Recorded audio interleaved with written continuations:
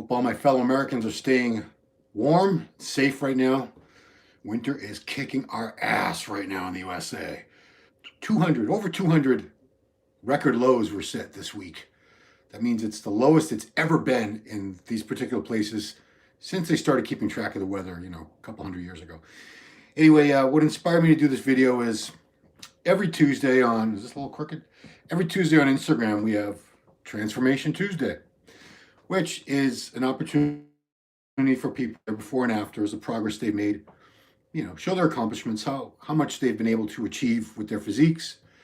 And of course, a lot of times the after physiques have been achieved partially, at least to some degree. And that's what we're going to talk about, to what degree, through chemical assistance. So I used to get really mad when I would post these, and immediately somebody would, I would say, pounds of muscle gained, or here's 1987 to 2000, whatever. And in the comments, there would always be somebody, or in a direct message, somebody would come back and say steroids, or obviously that was the juice. And I get really mad because I'm saying to myself, I worked so hard. I worked so hard for all these gains, and yeah, I took steroids. But then I realized that I do the same exact thing when I see these pictures. When I see the before, and the person was obviously very, very natural, and the after, they're obviously very much enhanced. And it's usually a very, very dramatic transformation because drugs give you gains over time if you do everything right. If you train hard, eat right, rest, you do that for years, you can put on a lot of muscle. And if you take off a lot of fat, it's going to be a very different physique in that after than was before. So, how much credibility do the afters have, before and after transformations have, if drugs were used? That's what I want to talk about, because it's up for debate. Some of you are going to say the drugs are 100%. Some of you will say maybe they were 50%, without even attributing a number to it. It's just it's something that people often discuss and debate and argue about. And here's my take on it. And I'll get to questions and comments after, because you guys all have your opinions, and you're all entitled to an opinion. Everyone has their own opinion, and it's valid because it's your opinion. This is not a right or wrong answer situation. If you can see in the thumb, that's one that I've put up, one of my transformations, because they were both easy to compare, because they were both on stage. They were both while I was competing in the same exact pose. I think I even had the same colored trunks on, purple. They might actually be, I think they were the same. Yeah, they were the same trunks. Had those trunks for a long time. So in the before picture in the thumbnail, it was the 1995 Ironman Naturally out in Redondo Beach, California. I was 25 years old. I weighed in for that show at 181 pounds. One of the light heavyweights. Took second out of, I think there were 7 or 8 of us in the class that time. And the after is 2002. So 95, that was the last time I did a show where I was drug-free for life. I had never touched a drug.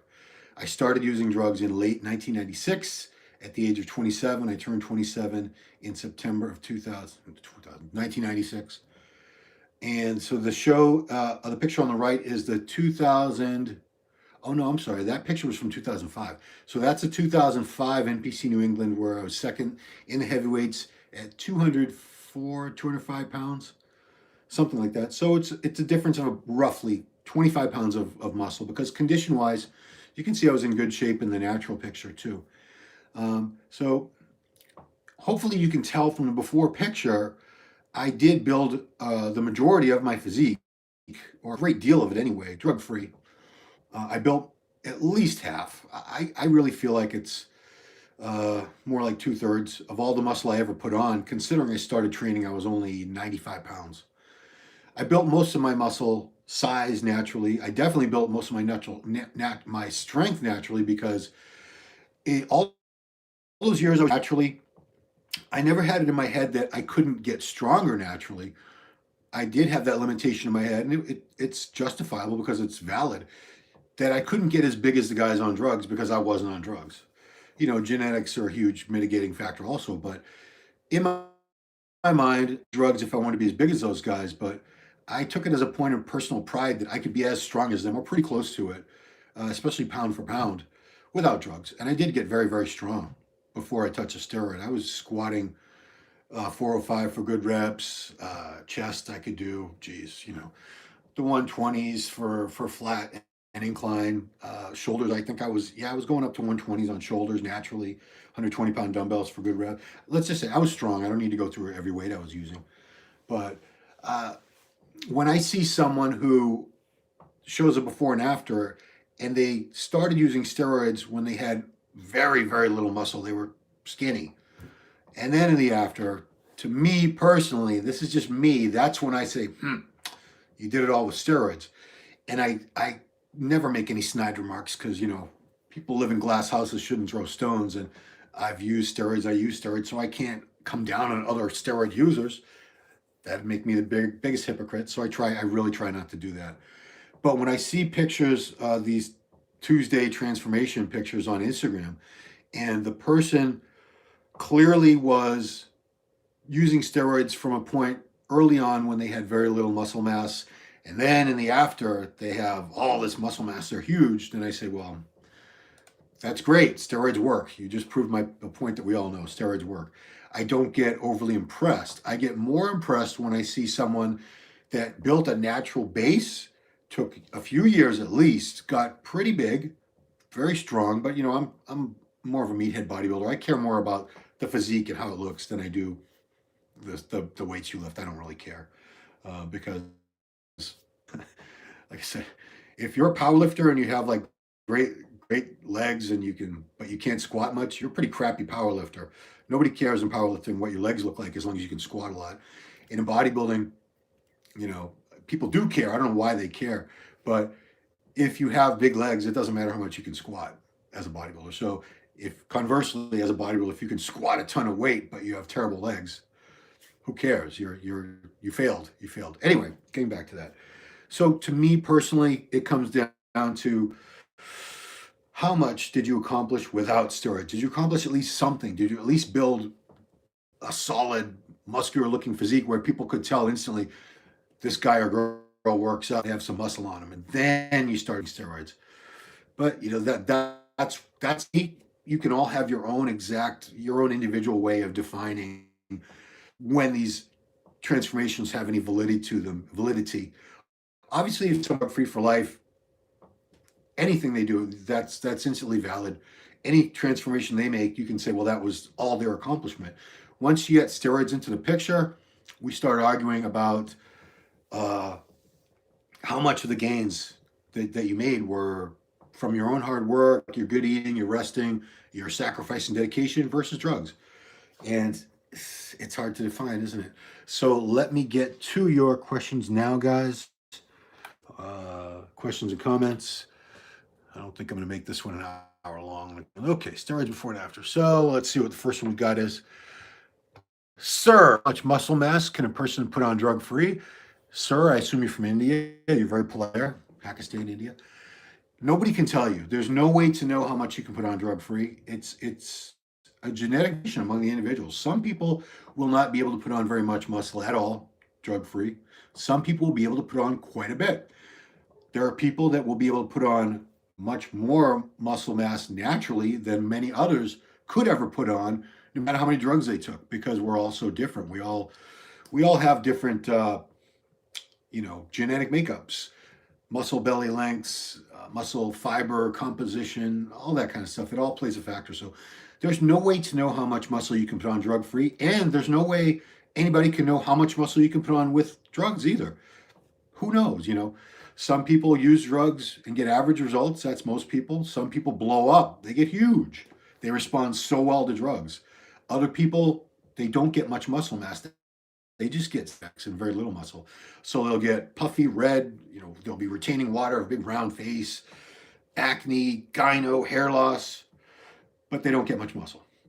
So there's no way to predict. No one can tell you exactly how much muscle you can put on either or with drugs. There's no way to know it. You just have to go out there, do your best, and find out on your own. Robert knows. Can you say what is your height and weight before and after the 7 years? Okay, so my height actually has changed. I was taller in my 20s. I was a little over 5'8". I'm gonna give myself 5'8 1/4". Okay, so both pictures are probably the same height. I don't think I started losing any height until I was probably about 40, maybe a little older than that. So probably a little over 5'8", and I was 181 in the picture on the left at age 25, and I was 35 years old. Yeah, they're 10 years apart. 35 years old in the picture on the right, on the right side of the picture. Same height, 5'8", maybe a little more, and 205. So it was a difference of 26 pounds. Okay, Gary Stewart, with or without, you still have to eat, sleep, and lift weights. Yeah, just taking gear will not turn you into a pro bodybuilder. Hard work is the key. I hate to break it to you, and this, some of you are just going to get so butthurt, but unless you have great genetics, you're not going to turn pro as a bodybuilder anyway, no matter how many drugs you take. It's easier to turn pro now than it was many years ago, for sure. There's so many more ways to turn pro. I have seen a couple guys as masters get really, really lucky where there was like one other guy in their class. And I've seen masters in much more so masters in classic physique that they must have gotten really lucky because they're not that good, but they got pro cards. So yeah. Robert Naus, Naus, genetics. As PT, I trained so many people over the years, all things being equal. Some gained 40, some 20, some even 10 or more, completely individual. Yes, Ron is right. Yeah, you have that perspective, and most people don't have that perspective. So it's hard for other people to understand how strong a factor genetics really are. They're so critical. Some people will respond totally differently to the same exact stimulus. You could take two of them, put them on, train them exactly the same, give them the same exact meals, same exact drugs, and one of them is going to end up looking way better than the other. Why? Genetics. Why are some people taller or shorter? Why do some people have this color hair, those color eyes, big noses, little noses, great teeth, crappy teeth? It's genetics, man. It's just all genetics. Gregory Adams. How much you think Big Rami's getting paid per year under his new contract? My guess, $200K. Yeah, probably. It's probably in that range. It's probably, I would say 200, maybe 250. So Rami got signed by Enhanced Labs, which is a company that Dr. Tony Huge is associated with. On paper, he's not the owner. A lot of people, I think he is the owner, but he's managed to legally make it so he's not. I don't know, but whatever. I'm sure Rami is being paid very well because, especially after he won the Olympia, I would imagine several companies, big companies, reached out to him with offers, and he probably would have taken the best offer, right? So I'm sure it's 200, 250, maybe more. Who knows? In bodybuilding, this is short, or any pro sports career is relatively short. You need to really cash in while you can because you could tear a pec or get a back injury. You never know what's going to happen. You could be here today and gone tomorrow in the sport. As any pro athlete, all it takes is one bad injury or illness and you're done. Okay. CEP, CHE, 68, what do you use now, being you don't compete anymore besides CRT? Do you still run any other PEDs? Yeah.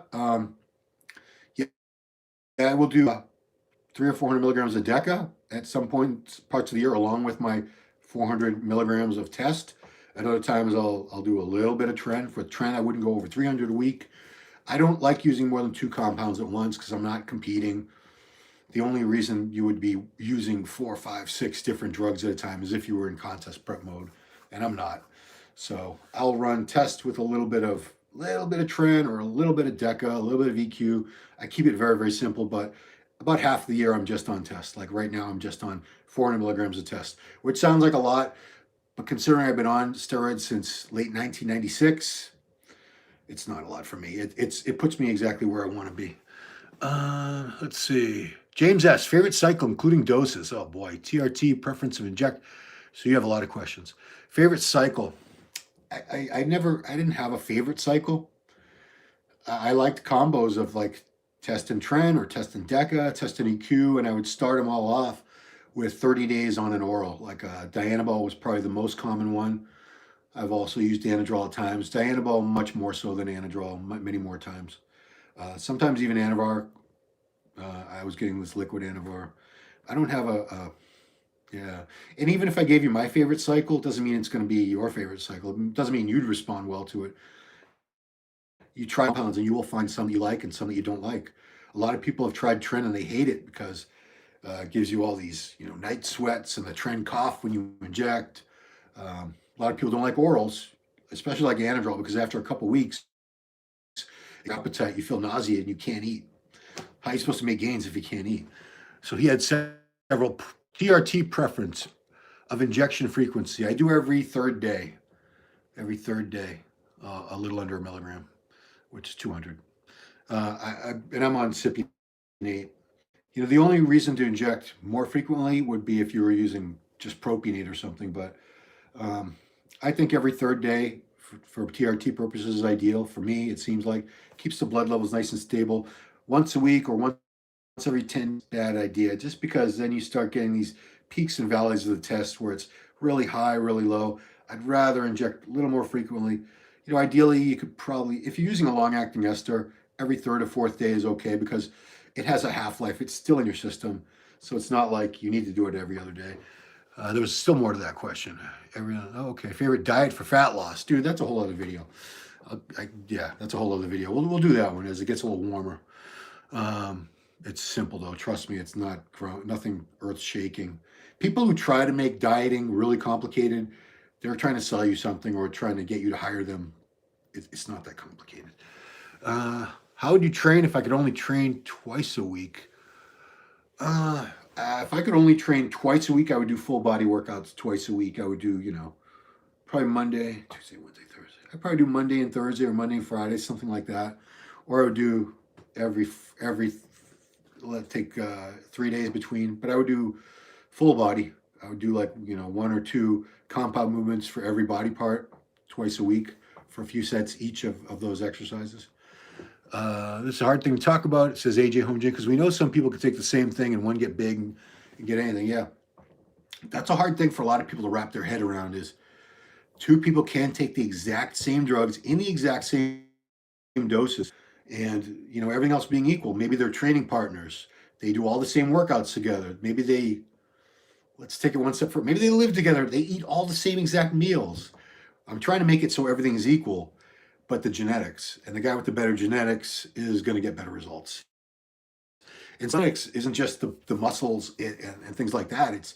It's your reaction to the drugs. It's some people respond so much better to drugs than others. I don't know why. I'm sure there's a scientific reason with receptor sites, something, but I don't know what the reason is. Let's see. Nick Cheer, would you say my genetics are average? I'm 5'9", 205, 208 fasted. And been training for 6 years naturally, went from 120 to 220 within those years. However, I'm lower. Well, I can't look at your IG while I'm doing the video, guy. Yeah, I'm sorry. I can't look at your physique right now. But I mean, 5'9", that's a lot of muscle. You did put on a lot of weight, but weight doesn't mean anything. I would have to see the pictures. 5'9", 205 on one person can look awesome. Like Frank Zane was 5'9". He won 3 Mr. Olympia titles between the weights of, I think he was between 185 and 195. Doesn't sound like much, right? But someone else could be the same exact height and weight as him, even with the same body fat, and it wouldn't look that good, you know, because they didn't have the same genetics. Yeah, people look different. The same weight on me would look different on someone else, and someone else, and someone else. You have to look at the way the physique looks. Bodybuilding is judged visually. It's not just judged by your height and weight. I often say that because people think it is. It's not like the prize pig at the county fair is like the biggest, heaviest pig. It's not like that. It's not even judged by measurements. It's a whole visual impact. Let's see. Why, Eric WW, why is it easier to progress and get results faster training every muscle group once a week instead of twice a week? Who said it was? I don't think it is. If it's easier for you, I think people need to try different frequencies. Some people will get better results training a muscle group once a week. They need the recovery. They get better overall results training it that way. Others will get better results training a muscle twice a week. The only way to find out which one of those you are is you have to try both. There's no blanket workout or frequency or split that's going to be the best for everyone. Just like there's no one diet that's going to be the best for everyone. We're all individuals. You have to try different things. Let's see. Nick Cheer again, planning on starting my first cycle after I graduate this semester, take a year off for law school, currently reading William Lowndes' Anabolics. Anabolics, yeah. Good for you, Nick, because if you're going to use drugs, I strongly encourage everyone to learn as much about them as possible first. Don't just jump into this. Don't ask me on a video. Don't ask, just some Joe Blow on a DM because he's big. Do some research. Really learn, because these drugs, They're powerful. They can have long-lasting effects. You really need to know what you're using, what you're getting into before you do. Let's see. What can a person accept? This is Santosh. Santosh, are you in India too? What can a person accept? I'm sure you meant to say expect with only Dianabol cycle. You can expect some muscle gains for sure. You're going to gain a lot of water. You're going to get puffy looking, and your liver enzymes are going to go up high. They'll come down after you stop, but I don't like this whole idea of Dianabol only, any oral only cycle. It's just because it has to go through the organs, and it does. Your liver has to try to filter it out. Your kidneys. You're better off injecting. Most people they want to do these oral only cycles because it's easy. You just take a pill. They don't have to mess. They don't have to get needles. They don't have to go through the process of the injection. But health reasons, you are actually better off just using an injectable instead. But you won't. Thoughts on Nathan Dasha as a bodybuilder? Oh, his arrest. I really can't comment because I don't know the whole situation over there. I mean, the gyms were shut down, which sucks. I feel for all of you over there in the UK. But you know, the police were doing their job as far as shutting the gym down. They were going far beyond and using excessive force and brutality in the way that they shut the gym down. And they were hitting members as they were leaving, and they were tear gas and batons. And Nathan was shackled, and they were beating him. So yeah, that's horrible. That is police brutality. Shouldn't be put up with. Those officers should be charged with assault for doing that. Sep again. While running your TRT, do you still use HCG? I've never used HCG. To keep the joules full. I've noticed mine shrunk after being on TRT 5 years straight. Also to use an aromatase inhibitor. Nope, I don't use any of that stuff. I'm not telling you not to. I'm saying no, I don't. I don't care about my balls being big. I just don't. Sorry. Why would I care? I mean, I'm married, and I don't think I've never heard a woman complain, oh, this guy's balls were too small. So nobody cares except you. I don't know. Maybe there's women out there that would laugh at seeing shriveled up testicles. I don't know.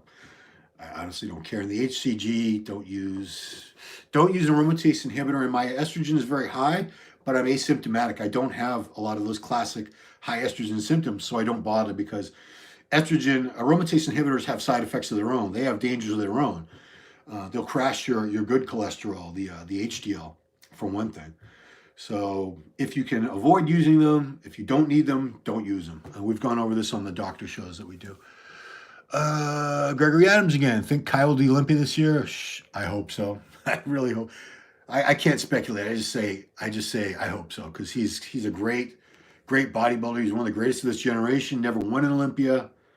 I think if he had showed up last year looking the way he did a couple of times that he went up against Phil Heath and got second, I think he would have won. But, you know, time will tell. Eric again. I've tried push-pull legs and training a muscle group twice a week. I progress faster with once a week. Science says the opposite. More frequency for better gains. Yeah, well, then go with science. I mean, I'd say go with what works for you. It doesn't matter what studies have shown or what's supposed to work on paper if it doesn't work for you. If you find something that works for you, even if other people tell you, oh, that's ridiculous, results are the bottom line. So if training a muscle group once a week works great for you, better than training it twice a week, go for it. If you find through experimentation training twice a week or 3 times a week, it sounds crazy. But if that works for you, you can't argue with results. That's one thing you cannot argue with. If it works for you and you're actually making progress and you weren't making progress training any other way, that's the best way for you to train. You keep doing it. Doesn't matter if it works for anybody else or what this study says, or you do you. As I say all the time, you do you. Nick Chair, oral has to go through the liver yeah, exactly. On site is safer. I think he meant to say injecting. Intramuscular is safer, yeah. Johnny, are liver enzymes affected by injectables? No, I don't think they are. I could be wrong on that, but if they are affected, it's to a much, much lesser extent than orals. What did you do to bring your arms up? Are you trolling me? You're trolling me, Eric, aren't you? You know, it's not bad. My triceps have never really been anything more than mediocre. For me, the key was really squeezing the muscle, really feeling the muscles work, not just throwing weight around. I did try to get stronger and stronger for as long as I could. I think that helps. I don't think you can just curl very light weights or press very light weights and see great results. I think you do have to get stronger, but you have to do some reps too. For me, lower reps, 6 to 8 arms didn't do anything. I had to go up into the 10, 12 range, 15 range. You do have to experiment because, again, some people will respond and get good results from lower reps and heavy weights. Others will find that lightening it up and doing more reps, doing things like supersets, drop sets, or sevens from FST7, where you do 7 sets in a row of an exercise with only 20 to 30 seconds resting. For some people, getting that crazy pump, that's the key that they were missing all along. You have to try so many different things. James asks, how essential do you think intra-workout nutrition is? Do you think 1 gram per pound of protein is essential for gains, or is protein overhyped? Thoughts on injectable L-carnitine? Injectable L-carnitine I know nothing about, so I'm not going to comment on that.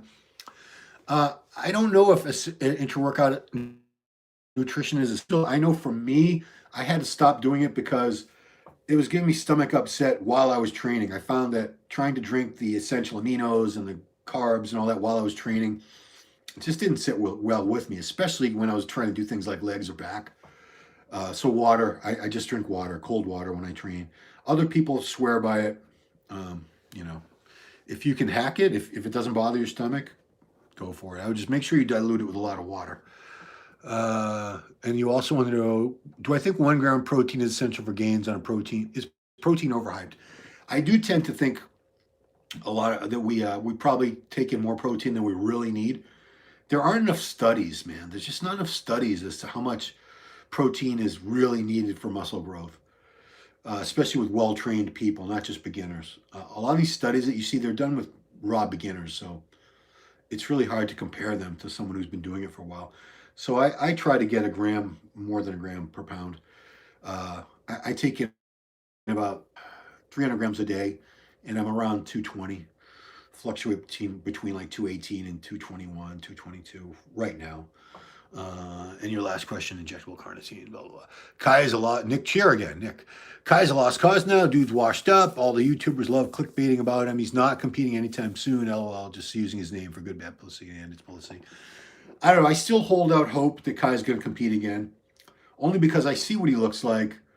He could definitely do damage again. I haven't seen what he looks like in posing trunks up on the stage. Maybe that's a different story now. I'd still like to see him one last time and just see what he looks like now and how he compares to the current crop of guys, because we haven't seen him on stage now in almost 5 years. Patrick Dickerson, if I'm working with a very knowledgeable coach and he tells me what to use, even if I haven't done research on it, is it okay to listen to him? You're taking a chance. You're always taking a chance. They know, these coaches, not every coach has your health in mind. They might just have your results in mind. And if you want maximum results, they're going to make sure you get maximum results. And they'll give you a drug cycle that will help achieve whatever goals you have. Build muscle, lose fat, whatever. It's not their job. It's not their responsibility to keep you healthy. That's your job. That is your responsibility 100% as an adult. You need to know what you're taking. So you can't come back at them later as an adult and say, my kidney's all messed up and you told me to use this.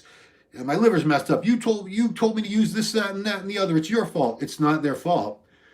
They're not doctors. They can't tell you they can't tell you what to use, and you can't and you with the expectation that it's for your own best interest. Maximum results typically will entail using a lot of drugs in different combinations. Healthy? No, nobody said it was healthy. If you want to take responsibility for your own health, and you really should, look into what you're using. Don't just trust them because, it's not their job. Their job is to, as a coach, help you do whatever it is you hired them to do. Put muscle on you, take fat off you, both, whatever. Train you to hopefully win a contest. Your health is your responsibility. You're an adult. You need to know what you're taking. You shouldn't just listen to somebody and assume it's healthy. And a good coach will let you know that, these things have risk, and it's up to you. You're taking a risk. It's your responsibility. It's not theirs. That's how I feel. If we're talking about people that are minors, that's a whole different story. But as an adult, any coach who tells you what to use, they're just telling you what's going to give you the results. Your health is, it's not really their concern. And I know some coaches, there are many coaches who are very, very much concerned about your health. And there are others who are not as concerned or maybe not concerned at all. In the end, at the end of the day, it's up to you. It's your body and you need to know what you're putting in it. And if you're not comfortable with using what they tell you to use, then don't. Find another coach. Let's see.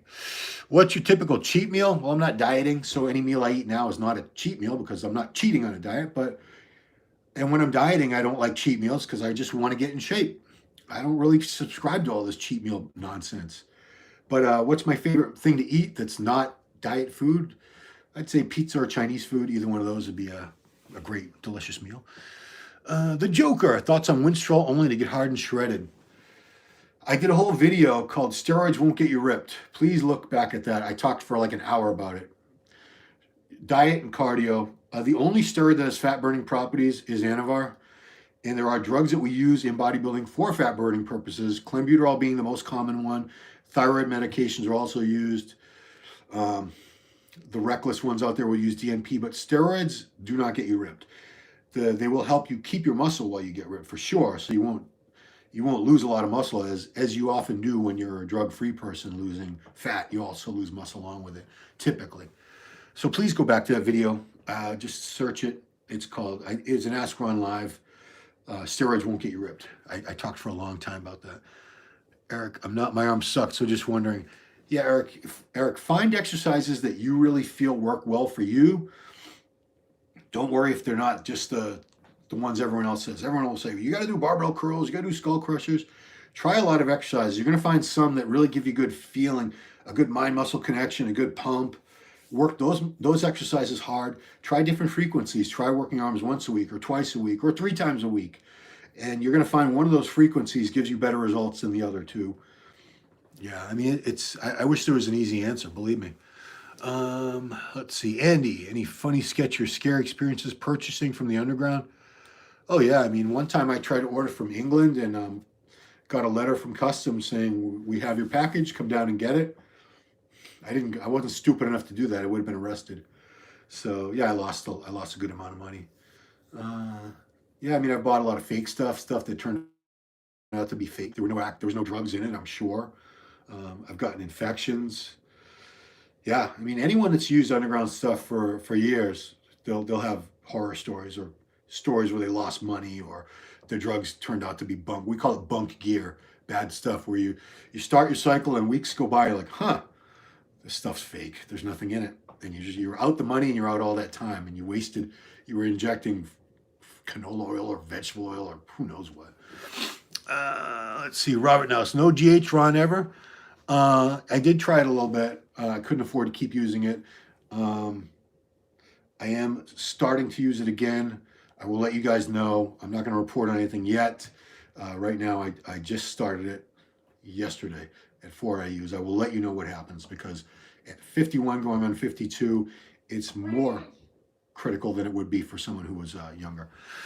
Next question. Nick Cheer, I do some research for myself, man. It's your body and not something you should take lightly or leave to just a coach. LOL, plus this knowledge will help in the long run. I agree. Who wins New York Pro this year? Nick Walker or Justin Rodriguez? Well, we need to see everyone that's in the show. You're just assuming it's going to come down to 2 guys. Who knows who's going to jump into that show? Blessing's doing it too. Justin's very good, though. Between Nick Walker and Justin has a lot more muscle maturity and detail, although Nick is just a big, big kid, man. Who guided you for your first cycle? Nobody. Nobody. Nobody's actually guided me for any of my cycles. I've done this all on my own. I've never had a coach, ever. Just me. Do you donate blood? Nope. No, I don't. I hear mixed answers on that as far as phlebotomize or don't. Because you do get a higher red blood cell count when you're on gear. And a lot of guys will donate blood to try to dilute it, lighten the load of blood in their body. I don't do it. I don't like giving my blood. I don't even like doing blood work. I don't like seeing the blood leave. Skeeves me out losing blood. I don't like it. Can't wait to hear the comments on that. Patrick, I'm going to start. Someone asked about song. Patrick, I'm going to start the INNIS trials on Monday. What's the best advice you can give for best transformation? 36, 56, 186. Thanks, Ron. train hard, eat clean, get a lot of rest. That's it. Yeah, I mean, train your ass off, work really hard in the gym, eat as clean as you can, do your cardio, get enough sleep, that's it. That's next one. Evilia, in your honest opinion, how effective is using insulin for bodybuilding when used along with AAS? It works very well for a lot of people. I only used insulin once, and I was on it for a winter. So let's say it was 3 months, roughly. I got really big. I got to my heaviest body weight ever, 247 at 5'8", or maybe by then I was probably a little under 5'8" already. But how much muscle did I gain? Very little. I think I gained mostly fat and water, and that's probably because I was carbing up after my workouts with cookies. It was a bad idea. Milos has talked about using just pure carbs, pure sugar, and with no fat, and I screwed up. But I'm not interested in using insulin again. For me, I don't see any need. What do you think of pros having OnlyFans? I think OnlyFans is the worst, one of the worst things. Obviously, the virus is the worst thing that came out of 2020 and the impact it had on business and society in general. But OnlyFans, I just find it repulsive. The whole idea, you're paying people to see naked pictures of them. There's so many nude pictures for free, nude videos for free. There's this whole thing called Pornhub. You guys heard of it? So when I see someone that's OnlyFans, I'm thinking, what guy in their right mind is giving these women money? Or I guess some men have it too, but whatever. You know what? Don't hate the player, hate the game. So I hate OnlyFans. I think it's ridiculous. Just my 2 cents. Especially, I see people, women that if you were in a strip club, you would never give them $1. You'd be like, oh. If you saw a group of dancers, can't say strippers, right? There are women now that wouldn't even, the worst, most ghetto strip club in the world wouldn't even hire them. And if they did, nobody would ever give them any money. But these women have OnlyFans and they're making bank. So what's wrong with you guys? What the hell is wrong with you simps out there? Thoughts on melatonin? I don't use it, but a lot of people like to use it to help them sleep. Robert Nuss, how about weed run? Great for relaxation. It's legal here in my state, Massachusetts. So if I use it, I'm not breaking any laws. A lot of bodybuilders use it for relaxation, for appetite stimulation. They'll smoke a little bit before a meal so they can get their meals down. I know, there was actually an article, I need to go back and read it. It was posted on Muscular Development on the website called Marijuana and Bodybuilding. It was from the Chemical Corner, and that had some science, and I really want to look at that. So until I read that, I really shouldn't comment. Hello, Ron, have you ever experimented with mint? No. Trestrolone. I've never even seen it. I hear about it so rarely. I don't know anyone that's used mint. I'm sure I do know people who have used it, but we've never talked about it. Trestrolone. Leo, 1984, what inspired you to start lifting? I was very small and short. I was always one of the shortest kids in my class in school, not very athletic. I had a lot of energy. I loved watching pro wrestling on TV, and those guys were jacked. So before I even knew about bodybuilding, I knew about pro wrestlers, and I knew they worked out. I knew they lifted weights. So when I was 13, that Christmas, I asked my parents for a weight set for Christmas, and I got one, and I started lifting upper body only. But I just wanted to get bigger. I wanted to get some female attention. I wanted the girls to notice me. I wanted to hopefully not be such a punching bag for bullies. I got bullied a little bit here and there. So I just want to get bigger and stronger. That was it. Health supplements. I should do a whole other video on that, but I take a lot of them. Did your parents know about your steroid use? My dad died when I was 16, and I didn't use steroids till I was 26, so he didn't know, obviously. My mother, she knew later on. She wasn't cool with it, but she didn't have any idea what steroids were. She just knew steroids are bad, drugs are bad, okay? You shouldn't use drugs. But yeah, I was older. I was 26 years old. I wasn't a kid. So whatever I choose to use at that point, they can have their opinion on it, but it's my life at that point. To avoid meats with nitrates? No, I don't. I don't eat a lot of deli meat anyway. I just think it's crap meat. I try to eat the freshest meat I can. I get chicken from thechickenpound.com. I eat that every day. That's my post-workout meal every day is the same. It's chicken and rice, chicken and rice, chicken and rice. What was your question? meats with nitrates. Yeah, I think deli meats are crap. It's just the worst quality, low quality meat. Why would you eat that? Lunch meats. Get chicken breasts, you know, eggs, tuna, even out the can is better than deli meat. Ground turkey, ground beef, fish, all kinds of fish. There's so many good protein choices. Why would you eat that crappy deli meat just because you can throw it into a sandwich? I don't know. Bodybuilders shouldn't be eating deli meat and lunch meat. That's my opinion. Is there anything to help reduce liver enzymes aside from milk thistle? I think NAC is one. Silymarin is another one. Yeah, I would Google that. I'm not an authority on that. Lauren, are you a bikini competitor? Is Lauren on here? Oh, hello, Lauren. Lauren does a show on MD over from the UK called Buff Bombshells. They just dropped a new episode today on this channel. Please check that out. So, great show, Ron. What's the schedule when you go live like this? There is no schedule. It's like, when do I have time and when do I need to eat? I actually need to eat again soon, so that means I'm going to wrap it up. Drugs, bad. Good. Yeah, South Park. Yeah, I love that stupid show. Greg Adams again. Think the rotisserie chicken at Costco are totally bad? No way. My son works at Costco and he works in the deli department. He cooks those damn chickens all day. No, I eat that deli. I eat that all the time. It's probably got a ton of salt in it. That's probably the worst thing.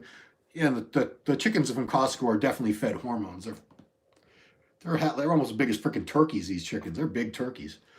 Check it. If you guys don't know what I'm talking about, and you go to Costco in the deli section, they make these awesome, delicious rotisserie chickens, but they're big. It's like $5. You get a chicken you can get like 5 meals out of that thing for like $5, $6. Can't beat that, guys. That's awesome. It's already cooked for you. Love your show, Lauren. Yeah, Lauren. That's a great show. All right, guys. That's it for now. I'm hungry. I got to go eat. This meal is going to be a turkey burger on a potato bread bun, toasted.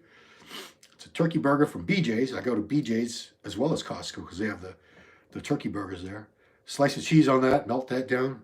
An apple, mug of coffee with some Redcon, what's the MRE Light protein powder mixed into that for flavor. Yeah, Greg, of course I know who you are, Greg. Greg Adams. You used to have the ponytail. You lived in Florida for a long time. I don't forget people, dude. Come on now. Anybody, especially from Massachusetts, come on. Woburn, yeah. I remember you, Greg. Yeah, my brother Dana mentions you here and there. So that's it, guys. Appreciate you guys watching these very much. If you like these, please share to the channel. If you're not, hit the little bell thing so you're notified when MD drops videos. We got great videos. Geez, I got a new show with Kevin Leveroni. First guest was his first training partner. Next guest is going to be Ronnie Coleman. We're filming that over the weekend. That'll be out.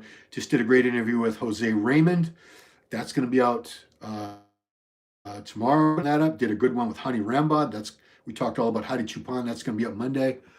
And that's it. Yeah. Please check out all our videos. Appreciate you guys watching.